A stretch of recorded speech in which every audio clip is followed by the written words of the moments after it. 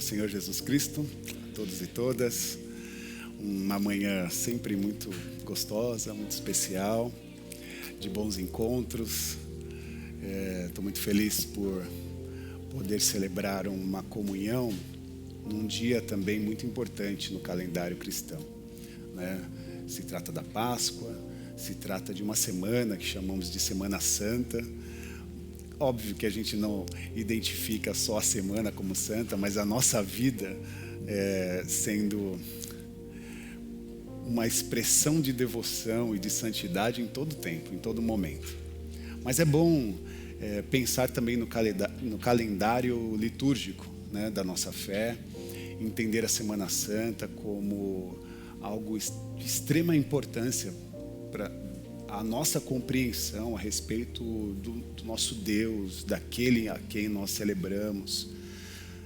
A Páscoa se trata do próprio Cristo, da história de Deus, ou do movimento de Deus de resgate à humanidade na história. Então é importante demais pensar, refletir, orar e se expressar a partir desses ensinamentos, desse tempo tão especial que o Senhor nos proporciona. Você que está em casa, você é muito bem-vindo. Se você nos vê pelo YouTube ou pelo Spotify, saiba que esse tempo é um tempo que nós dedicamos como algo muito precioso. Por isso, faça com que esse tempo seja um tempo especial, assim como nós estamos fazendo aqui. Ouça a voz do Senhor no seu coração e seja impactado por Ele nesse tempo e nesse momento. Feliz Páscoa. Eu queria que você fechasse os seus olhos. Vamos para um tempo de oração.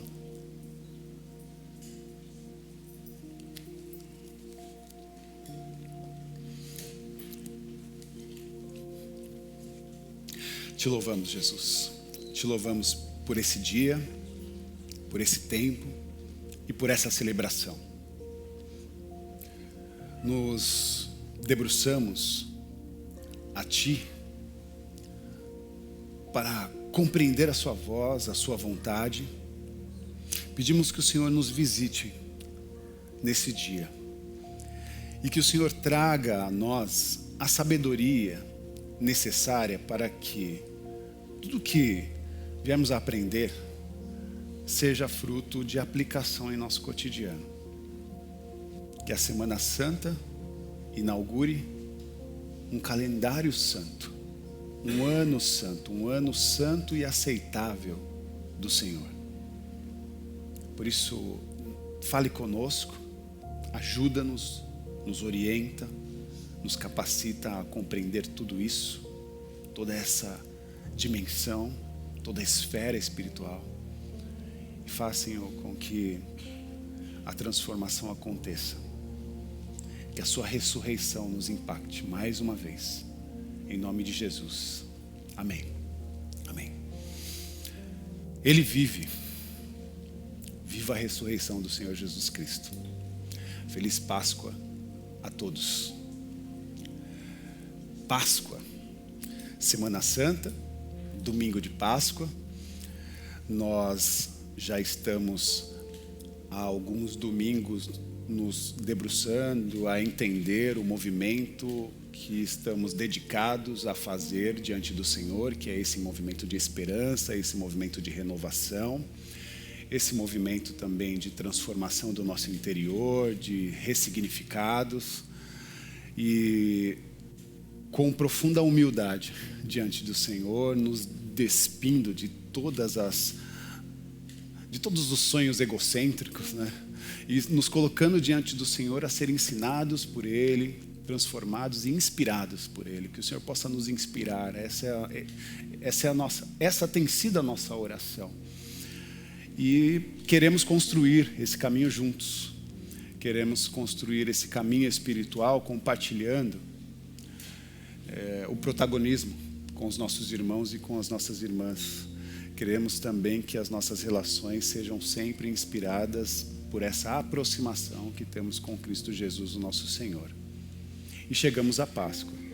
A Páscoa, ela é uma festa de origem judaica. Você sabia? A Páscoa, ela tem origem no Egito. Há pelo menos 2000 anos. Foi no Egito que a Páscoa foi celebrada. A primeira Páscoa foi celebrada antes de Cristo. E foi no Egito que os descendentes de Abraão, Isaque e Jacó chegaram refugiados de um tempo de fome, de um tempo de escassez, e eles foram acolhidos no Egito, por conta de um tempo de muito sofrimento, um tempo de falta.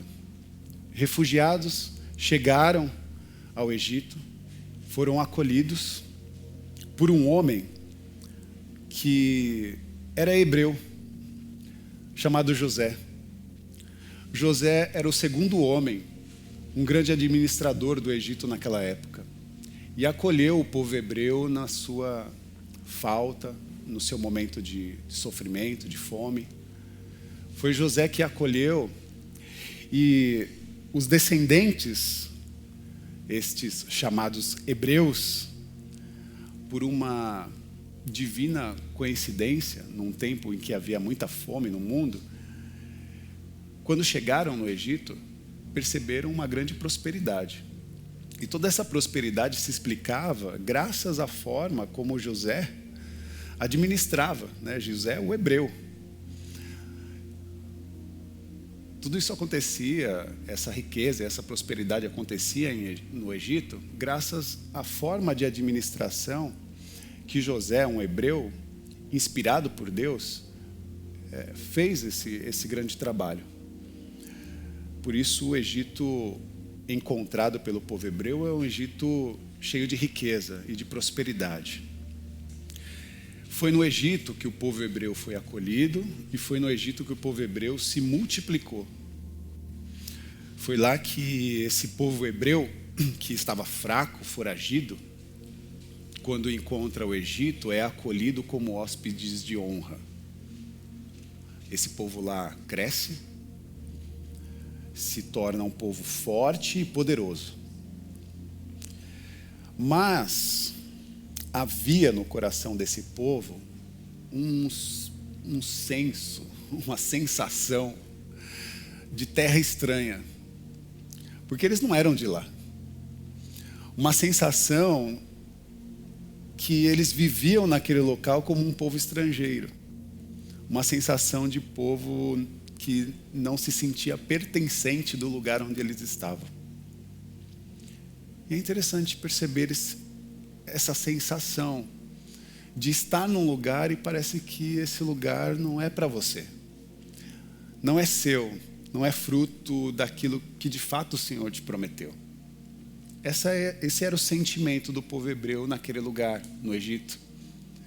Mas por que havia esse sentimento? Porque não veio do nada. Porque eles tinham recebido uma promessa de Deus. E essa promessa de Deus, em que o povo hebreu nasce de uma promessa, e essa promessa de Deus foi dada a um homem que morava na cidade de Ur dos Caldeus, que fica na região do sul da Mesopotâmia. Esse homem se chama Abraão.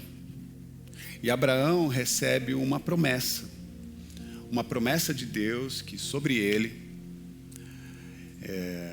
e a sua semente, ou melhor, da sua semente viria uma grande nação. Então esse povo hebreu nasce dessa promessa. Ele é resultado da semente de Abraão, da raiz de Abraão. Ele se entende como um povo que se tornaria um grande povo. Essa nação também tinha uma outra promessa, e essa promessa era que eles herdariam um lugar, uma terra. A terra que eles chamavam de terra prometida, a Canaã. E a Canaã, a terra prometida, era a terra que abençoaria todas as famílias da terra. Uma terra especial, uma terra abençoadora, que acolheria aquele povo e tornaria aquele povo um povo também abençoador de todas ou para todas as famílias da terra. Mas é importante lembrar de um cenário de escravidão. Há um tempo difícil nesse período. Agora, num determinado tempo, esse povo está escravizado. E foi escravizado por duas razões, por duas coisas que tinham acontecido. Uma vez que esse povo cresceu, se multiplicou, se fortaleceu dentro do Egito, ele começou a trazer certos incômodos. Esse povo também viu a mudança de sucessão de poderes, né? A mudança de poderes. José morre e quem assume o lugar de José é um faraó. E esse novo faraó desconhecia a grandeza, primeiro de José, e a importância daquele povo hebreu. E por desconhecer a história de José e a sua grandeza e a importância, se volta contra aquele povo. E aquele povo agora não é mais acolhido como hóspedes de honra. Pelo contrário, é rejeitado.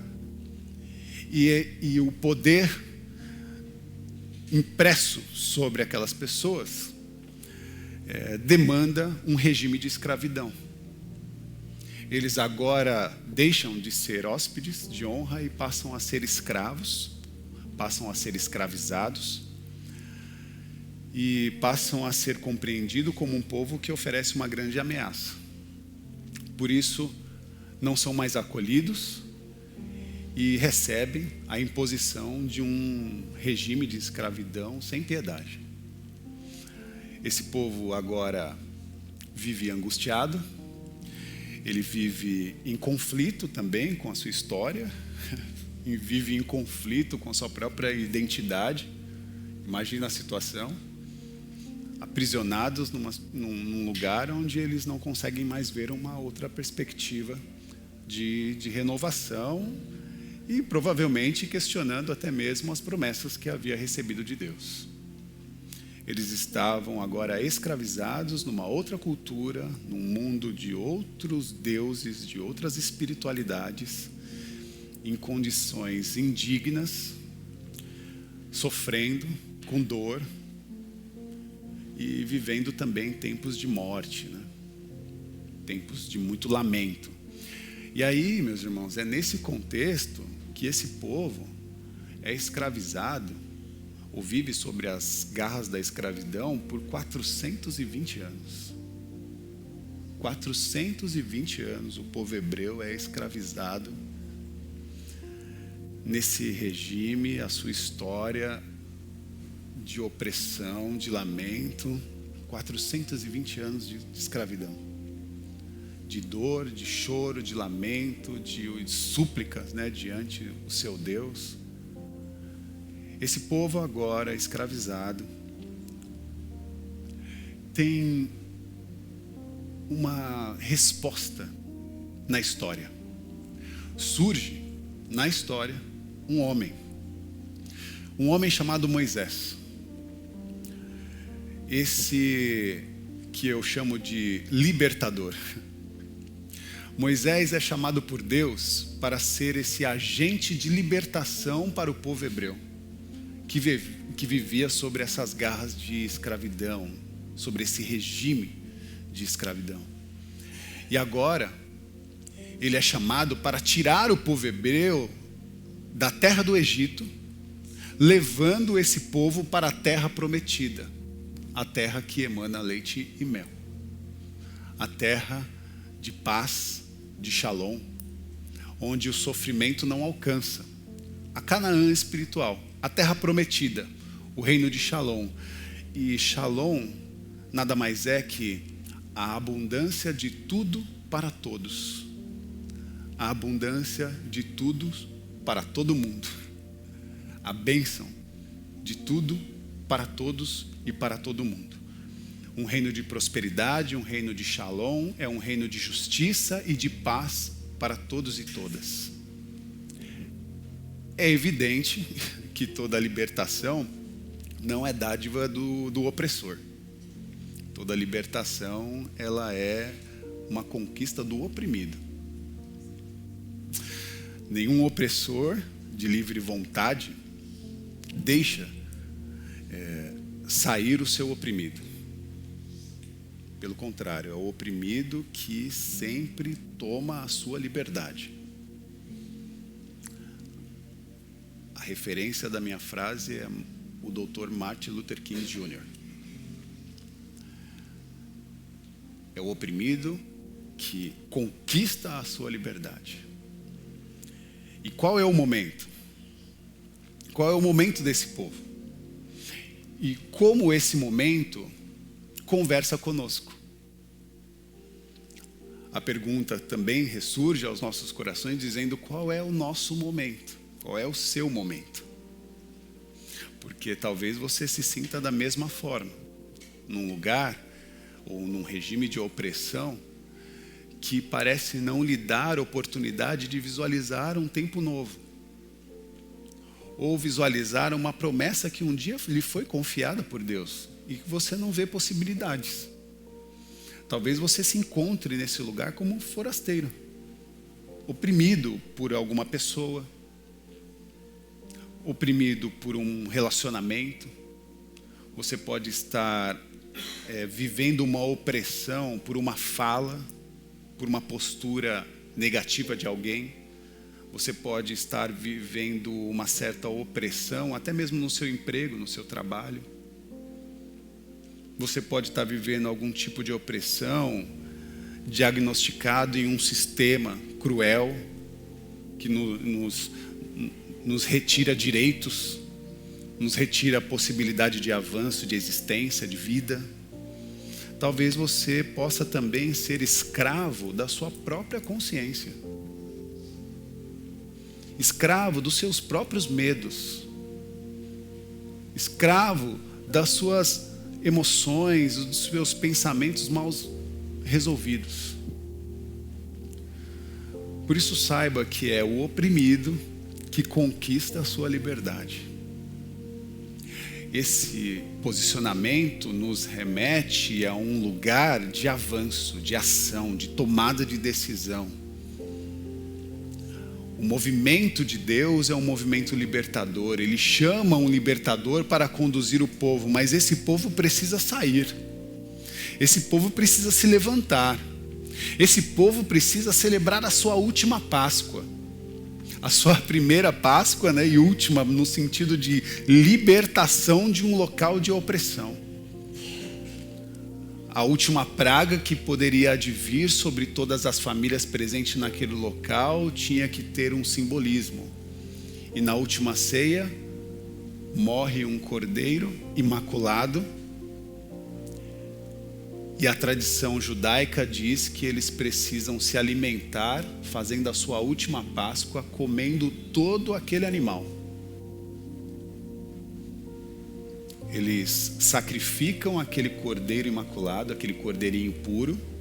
Cada família no Egito, cada família hebreia no Egito, sacrifica um cordeirinho e promove uma mesa com seus familiares. O sangue derramado daquele cordeiro é aspergido nos umbrais da porta de cada família, para que quando o espírito da morte passasse naquele local, não adentrasse a casa daqueles que assim estavam separados por Deus. Um rito, uma celebração, uma Páscoa, uma última ceia.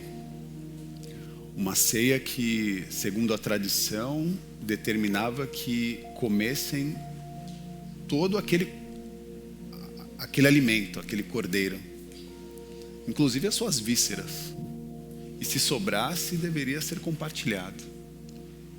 Esse trabalho de Deus de preparar o seu povo e, por que não dizer, alimentá-los por uma grande jornada, uma jornada de fuga do seu opressor, um caminho no deserto até a chegada da terra prometida, a terra a qual Deus havia confiado ao seu povo. Finalmente, a Páscoa dos judeus. Há cerca de 2000 anos, os hebreus se reuniram à volta de uma mesa para celebrar a Páscoa, e quando os filhos dos hebreus perguntavam para os seus pais, dizendo: papai, o que significa a Páscoa? Eles respondiam: a Páscoa significa que Deus tirou do Egito o seu povo a preço de sangue. Sangue de um cordeirinho imaculado. Passaram-se os tempos e as famílias continuaram dizendo para os seus filhos e filhas, toda vez que as crianças viriam para os seus pais perguntar qual é o significado da Páscoa, os seus pais olhavam para os seus filhos e diziam: a Páscoa significa que houve um tempo que o povo do Senhor esteve sobre as garras da escravidão. Houve um tempo que o Senhor nos libertou. E houve um tempo em que um cordeiro morreu, para que nós pudéssemos sair desse regime de sofrimento e sermos inseridos a Canaã espiritual, ao lugar que emana a prosperidade e o shalom, como um lugar de justiça e paz para todo mundo. A celebração da Páscoa durante os anos, durante os tempos, foi conduzida por essa expressão. Aquele povo, aproximadamente 2000 anos, celebrava a Páscoa dizendo: escravidão, libertação, cordeiro, shalom. Escravidão, libertação, cordeiro, shalom. Aproximadamente 2000 anos. Uma mente pensando, respirando, celebrando uma Páscoa sobre o signo da escravidão, libertação, cordeiro e shalom. Nasce na história uma nova aliança para todas as famílias da terra, sinalizada por um filho de Deus, um profeta do deserto, chamado João Batista. No livro de João, no capítulo 1, no verso 29, João Batista sinaliza, no momento em que ele estava batizando as pessoas no Rio Jordão, Jesus se aproxima, como está dito no versículo 29. No dia seguinte, João viu Jesus aproximando-se e disse: vejam, João Batista apontou para Jesus e disse: vejam, é o Cordeiro de Deus que tira o pecado do mundo. João Batista aponta para Jesus e diz de maneira contundente: vejam, olhem para ele. Ele é o Cordeiro que tira o pecado do mundo. E é em Jesus que nós temos agora a possibilidade de compreender o último sacrifício do último Cordeiro, chamado Jesus, o Nazareno. Assim como João Batista olhou para Jesus e sinalizou que ele era o Cordeiro que haveria de tirar o pecado do mundo, estava dizendo para nós que os nossos antepassados celebravam a Páscoa sacrificando um cordeiro, e toda vez que o sangue derramado e o corpo partido daquele cordeiro fosse feito dentro desse programa de sacrifício, entenderia-se que naquele momento a lembrança da libertação do seu povo voltaria à sua memória, e o sangue derramado daquele cordeirinho seria para cobrir o pecado e afastar a morte. Lembre-se? cobrir o pecado e afastar a morte. Só que João Batista faz uma afirmação muito mais profunda, porque ele diz: vejam, é o Cordeiro de Deus que tira. Não é o Cordeiro que cobre, que afasta, mas é o Cordeiro que tira o pecado do mundo. Há um outro movimento.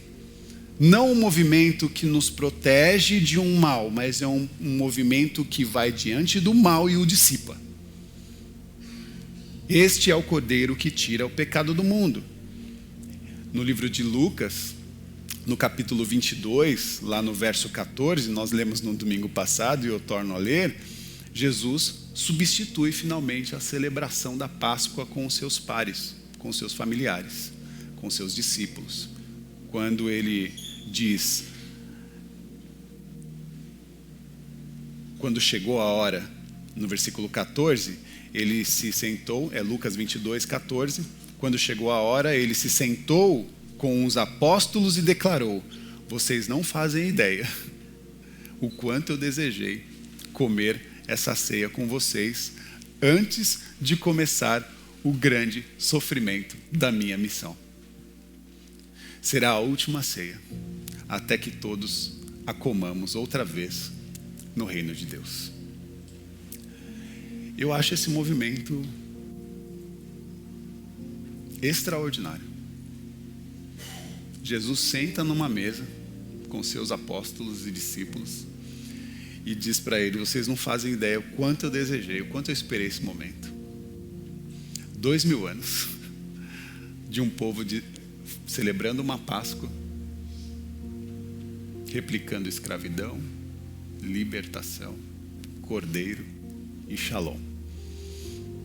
E agora Jesus se assenta à mesa, está diante de todos nós, dizendo: vocês não fazem ideia o quanto eu sonhei com esse dia, o quanto eu esperei esse momento, para celebrar com vocês finalmente a última Páscoa. Não haverá mais a necessidade do sacrifício dos cordeirinhos, de um animal. Não haverá mais a necessidade de sacrificar animais, porque o último cordeiro está diante de vocês.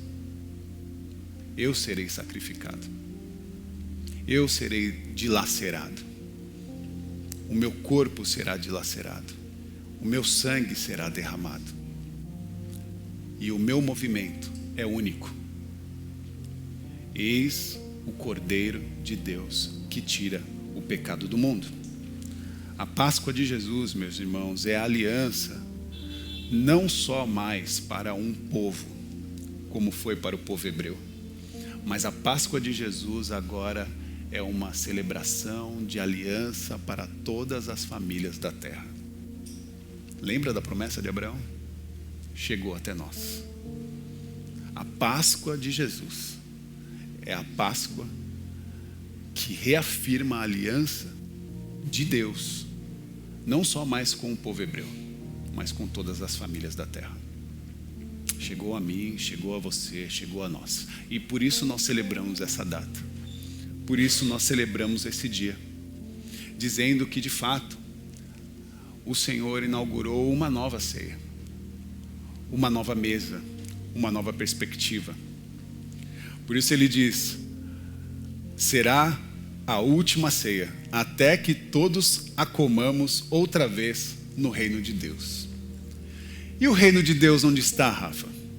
Está aqui, inaugurado no meio de nós. Nós já estamos vivendo na dimensão do reino de Deus, que será consumado em sua plenitude, mas nós já estamos experimentando o reino de Deus aqui na terra, até ele ser consumado no céu.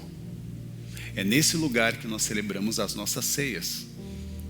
E, partindo desta consciência, celebramos não como a festa da morte, mas como a festa da vida, a festa da ressurreição.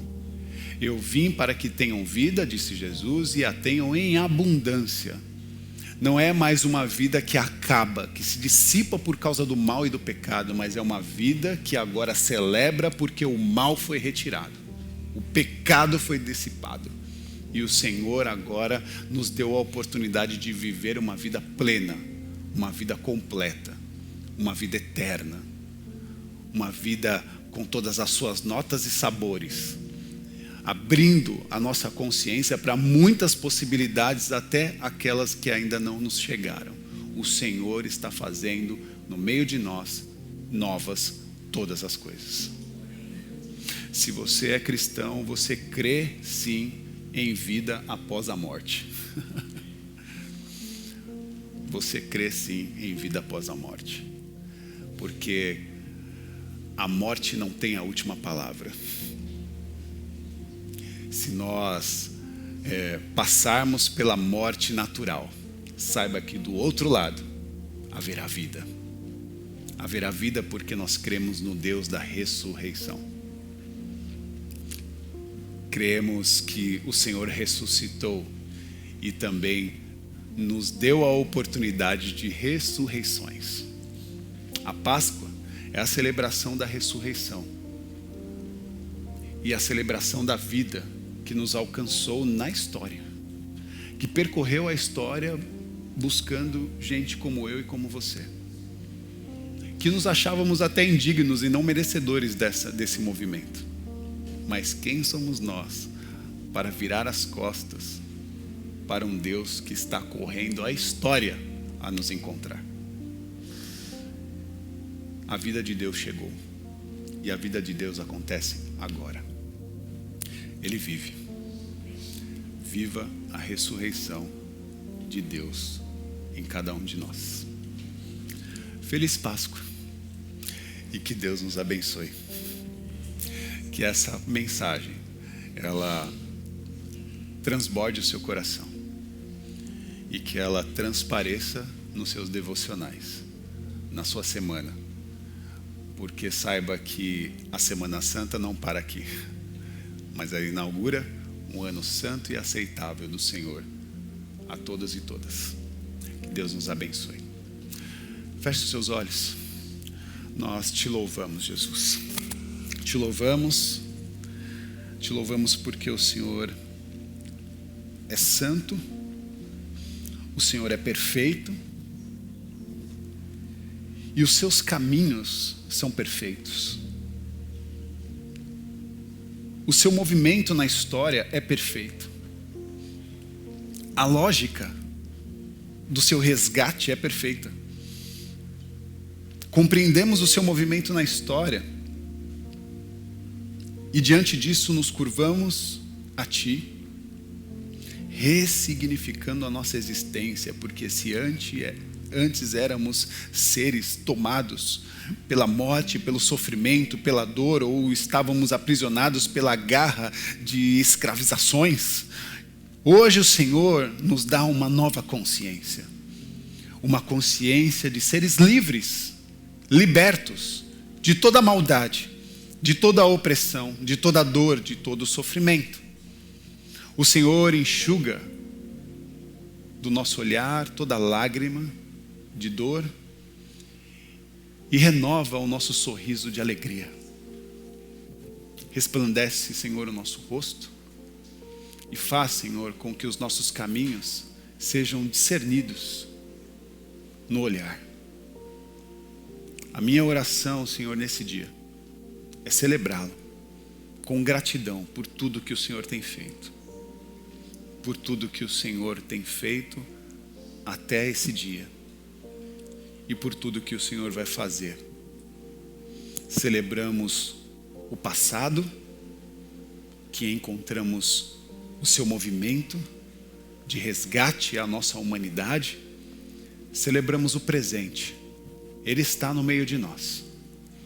Celebramos o futuro, nós caminharemos com Ele, fazendo histórias, fazendo com Ele, juntamente com Ele, novas todas as coisas. Novas todas as coisas. Ele vive. Viva a ressurreição de Deus em cada um de nós. Que Deus nos abençoe. Levante suas mãos aos céus. Que o amor de Deus, que a graça do Senhor Jesus Cristo, nosso Senhor, Messias e Salvador, que a manifestação do Consolador, o seu Espírito Santo, esteja sobre a vida de cada um de nós. Sejam abençoados e saiam daqui impactados por esse amor que nos alcançou, por essa graça que nos possibilitou vida. Em nome do Pai, do Filho e do Espírito Santo. Receba todas as sortes de bênçãos espirituais. Receba todas as sortes de bênçãos naturais. Que tudo o que você precisa seja dado e confiado pelo nosso Senhor, Deus, Salvador e Criador. Que Deus nos abençoe. Amém, amém e amém.